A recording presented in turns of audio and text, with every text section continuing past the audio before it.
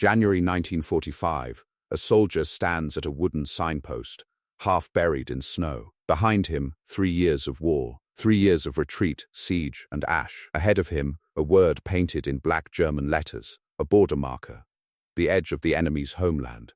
He has waited for this moment since Stalingrad, since he buried men with his bare hands in frozen ground, since he watched his own village burn on the horizon years ago and could do nothing but run. He steps forward, and the world on the other side does not look like war. There is a farmhouse, whole, untouched, smoke curling gently from its chimney, like nothing has happened here at all. He stops walking. Somewhere behind his ribs, something twists, a feeling he doesn't have a word for yet. This is not a story about a weapon, not about a tank, or a rifle, or a tactic that changed a battle. This is a story about a feeling, a paradox so strange that it broke something in men who had already survived the worst war in human history, and to understand it, you have to go back to the beginning of everything they lost. To understand what that soldier felt standing at that signpost, you need to understand what came before it. In June 1941, Germany invaded the Soviet Union, Operation Barbarossa, the largest military invasion in human history. What followed wasn't just a war between armies, it was a war against an entire people. German forces marched east with a doctrine that treated Slavic civilians as subhuman, expendable, disposable. Entire regions were designated for starvation. Villages were burned as a matter of policy, not accident. Historians estimate that by the war's end, the Soviet Union lost more than 27 million people, soldiers and civilians combined. More than the population of some entire countries, simply erased. Leningrad was surrounded for nearly 900 days. Its people ate wallpaper paste for the glue in it, ate leather boots, boiled for hours, just to feel something in their stomachs. More than 1 million civilians died there, not in battle, but slowly, from cold and hunger, while the city refused to fall. Stalingrad became a word that meant something beyond geography. A city ground into rubble so completely that soldiers fought over single rooms, single staircases, for months. The Soviet Union lost hundreds of thousands of men reclaiming a pile of broken concrete, because giving it up meant giving up everything east of it too. And behind the front lines, as German forces retreated in 1943 and 1944, they left something behind on purpose.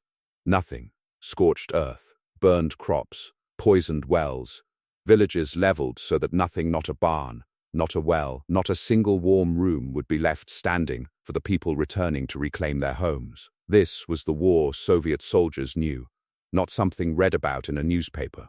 Something they walked through, mile after mile, watching their own country turned into ash behind German boots. By the time the Red Army began pushing west in 1944, it wasn't fighting for territory anymore.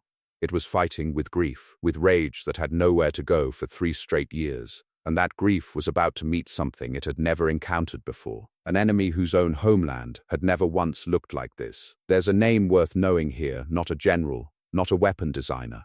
A witness. Vasily Grossman was a Soviet war correspondent, a Jewish writer from Ukraine who followed the Red Army from the very first days of the invasion, through Stalingrad's ruins, through the liberation of the death camps, all the way to the gates of Berlin.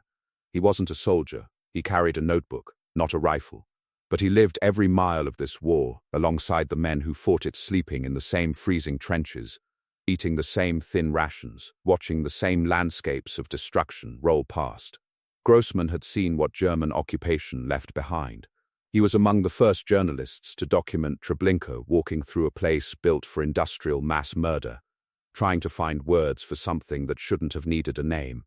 And he marched with the army that finally turned the tide. Through 1943 and 1944, he watched Soviet forces claw back their own country, town by town, village by village, each one a fresh wound. Burned homes, empty wells, mass graves that hadn't been hidden well enough. By the time the Red Army crossed into East Prussia in January 1945, Grossman had spent 3.5 years documenting devastation. He, like the soldiers around him, expected one thing on the other side of that border. More of the same. Perhaps worse, since this was the enemy's own soil, the source of it all. What he found instead would become some of the most haunting writing to come out of the entire war. The first German villages the Red Army entered didn't look like a war had ever touched them. Houses stood intact, roofs whole, glass in the windows.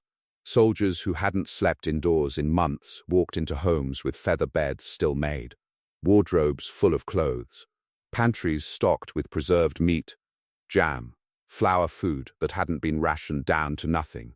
There were paved roads, working clocks on church towers, livestock still in barns, fed and healthy.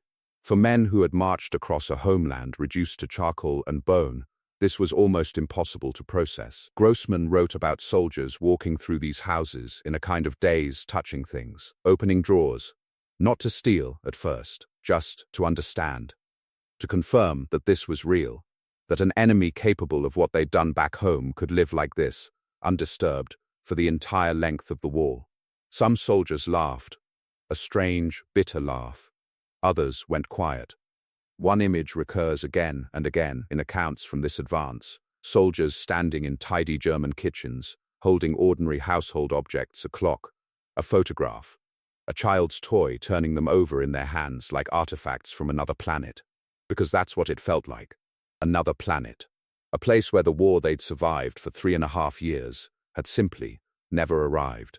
The math didn't make sense to them.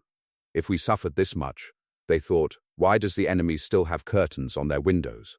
That question, quiet, aching, unanswerable, is the paradox at the center of this entire story. This is where the story turns difficult, where history stops being clean. For 3.5 years, Soviet propaganda had been telling soldiers one thing. Over and over, remember what was done to you. Remember, and when you reach Germany, answer it. Posters showed burned villages. Slogans demanded vengeance for the dead. It wasn't subtle, and it wasn't meant to be. An army fighting for survival needed rage to keep moving forward. So when soldiers crossed into a Germany that looked untouched, comfortable, wealthy, ordinary, that rage didn't fade. It curdled into something darker. Discipline, which had held under artillery fire and starvation, began to fracture under the weight of this new confusion. Soviet commanders, some of whom shared the same grief, struggled to hold their armies to order as they advanced deeper into German territory in early 1945. What followed was one of the darker chapters of the war's final months: widespread looting, destruction of property, and documented atrocities against German civilians, particularly during the advance through East Prussia and the fall of Berlin.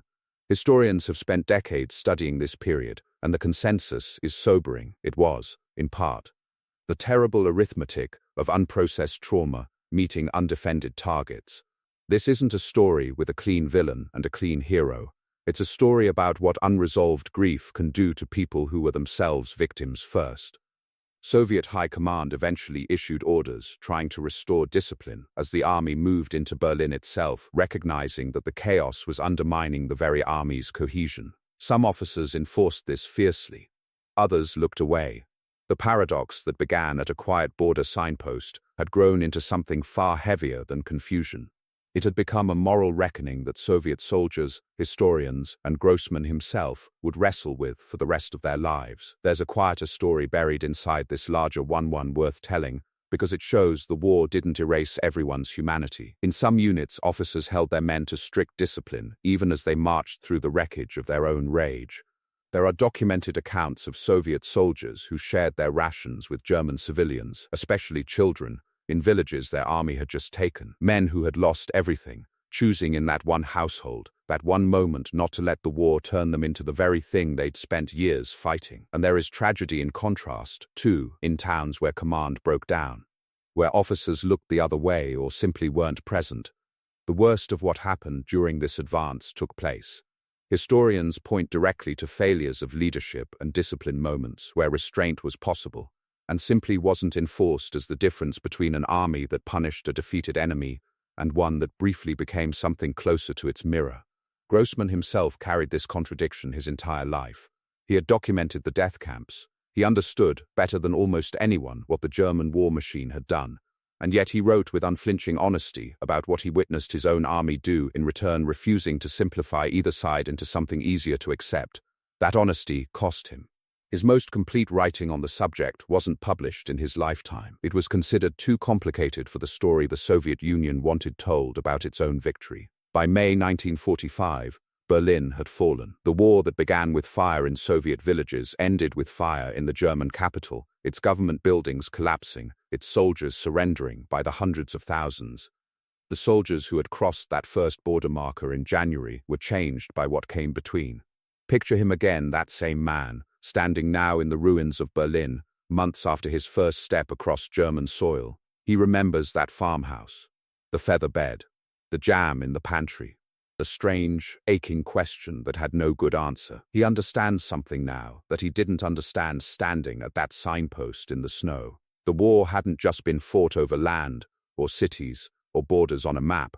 It had been fought over the right to simply live an ordinary life, a warm house, a full pantry, an undisturbed morning, the very things he'd found, waiting untouched, on the other side of that line. And in taking his revenge for its absence back home, he learned, in the cruelest way possible, exactly how much that ordinary life had always been worth. That is the paradox history left behind. Not a weapon, not a tactic, just a soldier, a signpost, and a feeling he never quite found the words for.